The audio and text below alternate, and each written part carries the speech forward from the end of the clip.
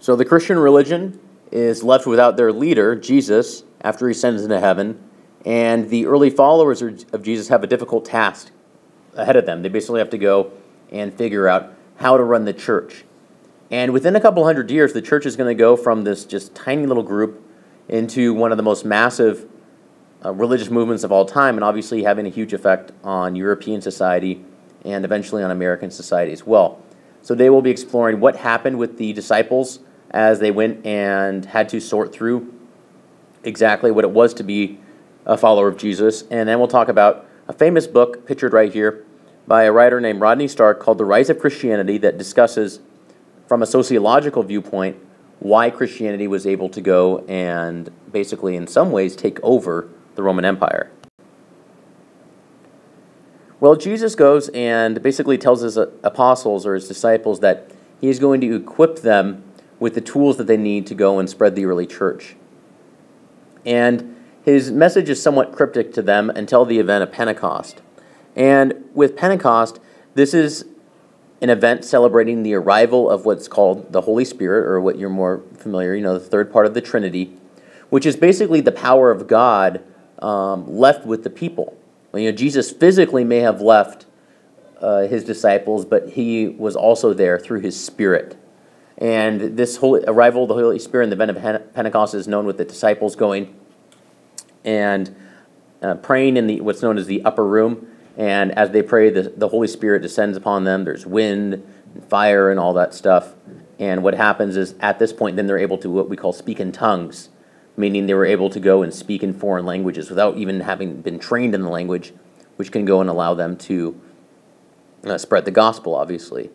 The first sermon is given as a result of this, and it's described in the book of Acts, where Peter is basically going to go and do what's called the first Christian sermon and convert a lot of the Jews over to Christianity.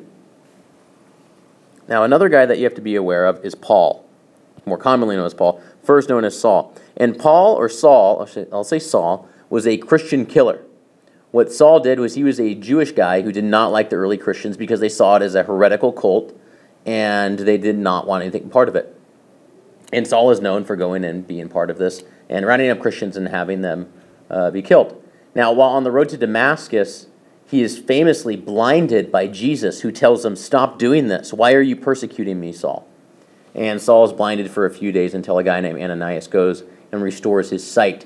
And at this point, Saul symbolically changes his name to Paul and is going to be well known today as the Apostle Paul. And Paul is a church planter, meaning that Paul goes around the areas and starts setting up churches. And his letters that he writes, the epistles, are letters to the churches. Corinthians, Thessalonica, Thessalonians, Ephesus, Ephesians. One thing to keep in mind is that the early Christians were persecuted. And this involves, as very brutally pictured right there, being thrown to the lions. The Christians were also crucified. They were stoned to death. Some were skinned alive. So it was not just like you could walk around the street and saying that you're a Christian and that wouldn't have a problem with some Romans. So the early Christian church is really going to have to go in and do a lot of the practice and worship in secret. You can take a pause here. This shows you Paul's a little ADD. He goes all around the Mediterranean and sets up churches. And if you know the story, eventually he goes to Rome and is martyred for his beliefs. And that's kind of where Paul's story ends for him. Now, there's a picture of good old Rodney Stark. He's a sociologist, meaning he looks at social connections. It's kind of like history, but it usually is discussed in a more modern context. What he did was in the mid-1990s, he wrote a book called The Rise of Christianity. And he asked a very simple question. Basically, the question was this: how did Christianity go from being such a small, just an offshoot of Judaism, is what he calls it, to being the dominant faith of Western civilization? I have a little more fancily worded there, the way he writes it in the book. Now, a couple disclaimers.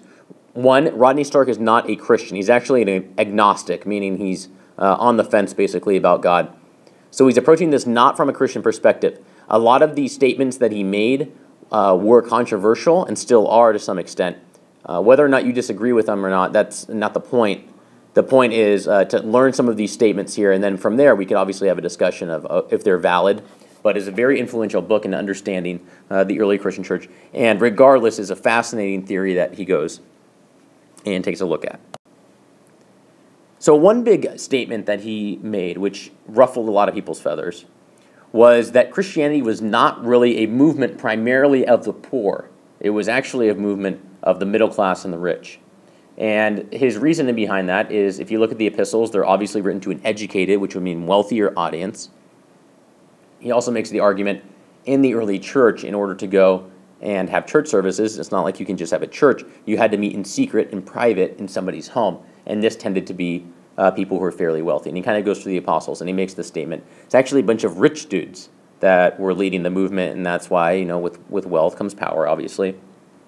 He also makes the less controversial statement that churches were able to go and spread quicker in cities than in rural areas, and that comes down to a lot of ideas that are kind of common sense. There's more people in the city, so there's more contact. You can be anonymous in the city. You really can't in the countryside, et cetera, et cetera. We'll talk a bit about social connections and his work there in a few slides.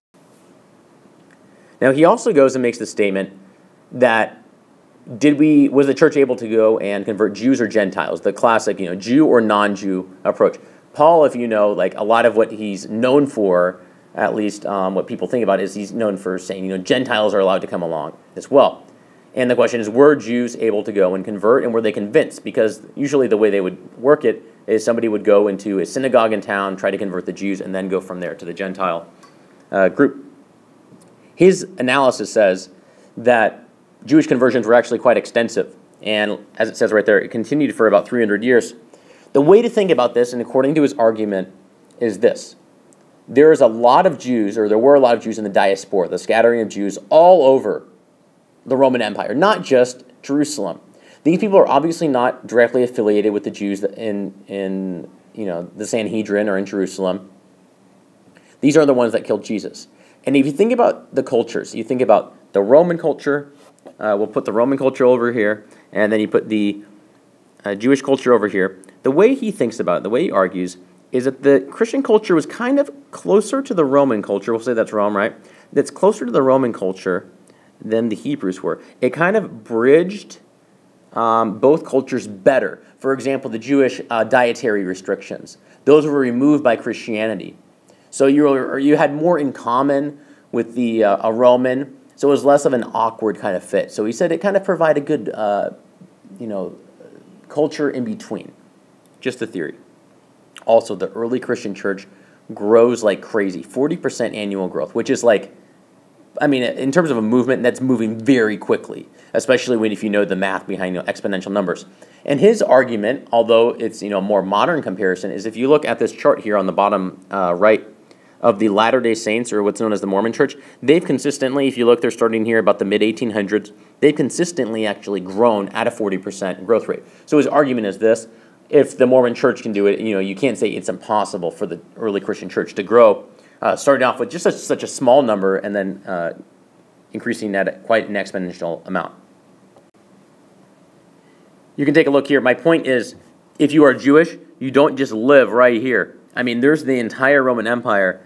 You can live all the way the heck over here in France. So maybe Christianity provided a better culture, and it was less distinctive in a sense, and less awkward as Judaism is his argument.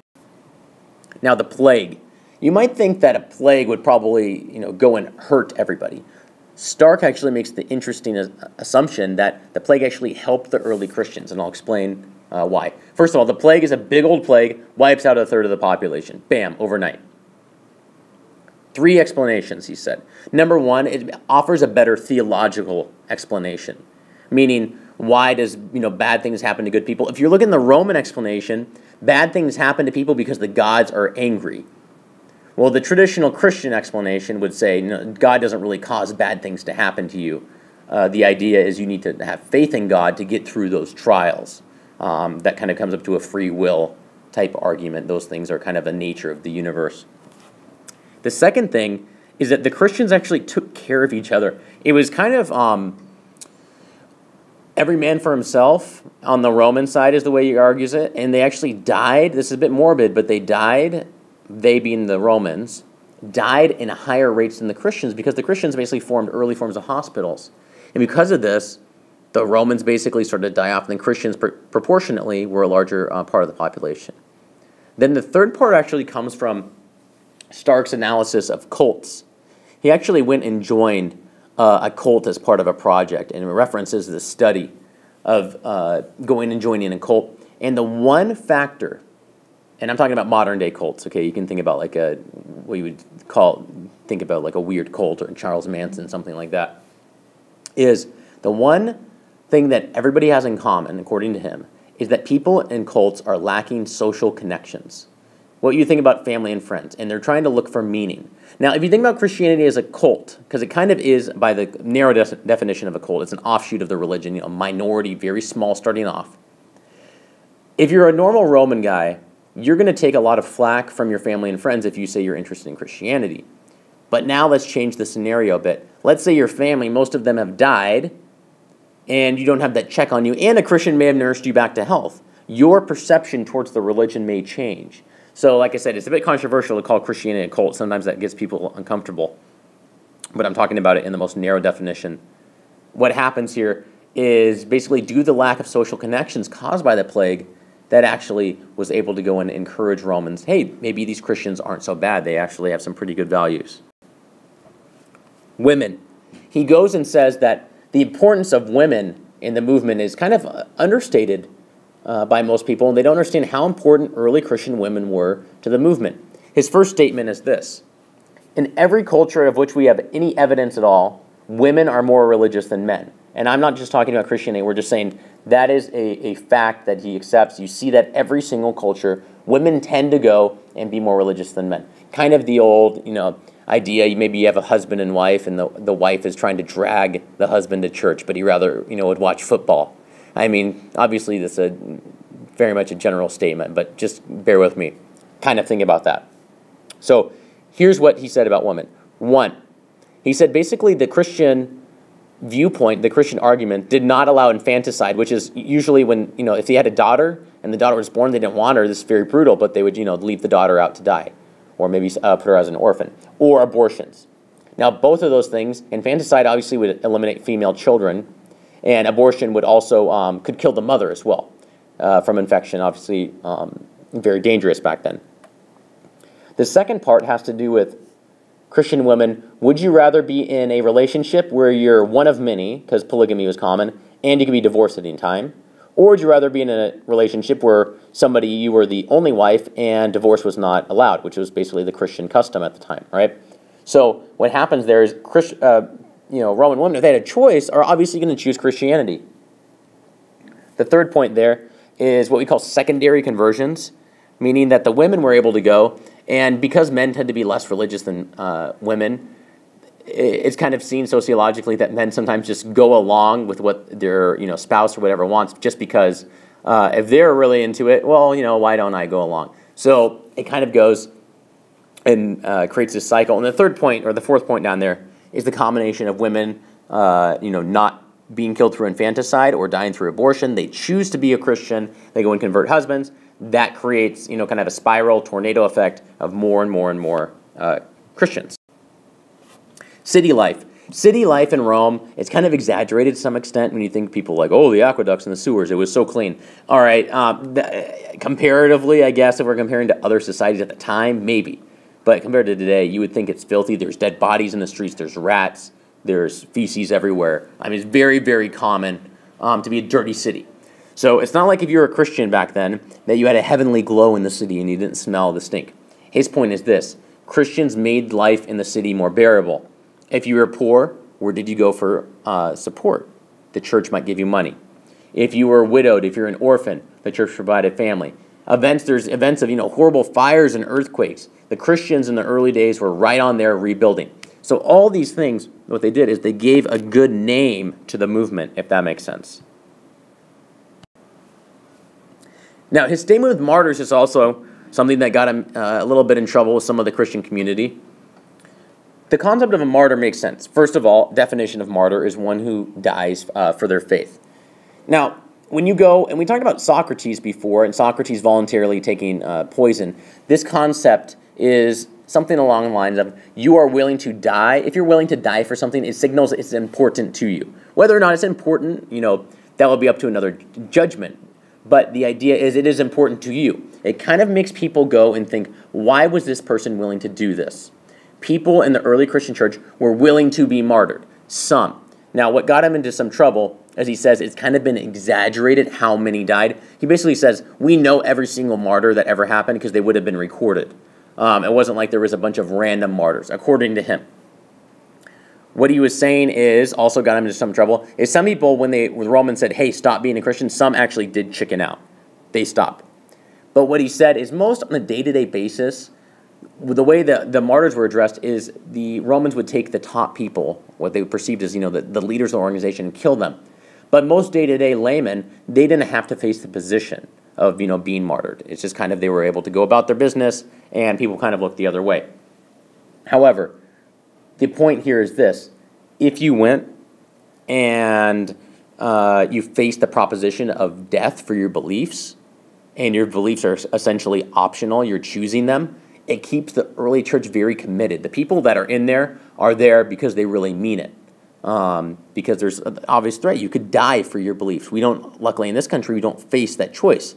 Stark would argue with this as it kind of waters down the religion because you have people that are going there that are really just not into it. But back in the day, people who faced death were what we would like committed Christians or whatever, how would you define that?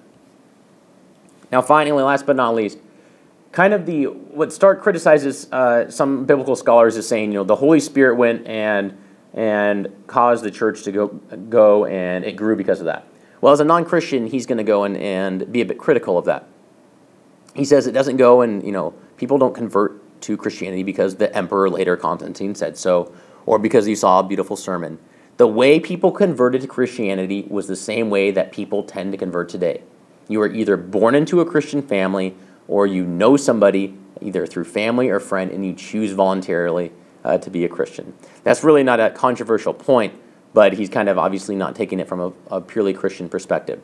All of these factors, going back and reviewing all of these, are all important. Which ones are more important than others? That can be argued, but I think it is at least an interesting book to go and understand how the church spread. And it's just nice to know that the church, to understand how the church faced dilemmas in its early days and had to define, as an oppressed religion, who they truly were. And that's what we'll be exploring as the church goes from being an illegal sect to being something that is actually an establishment and part of the government.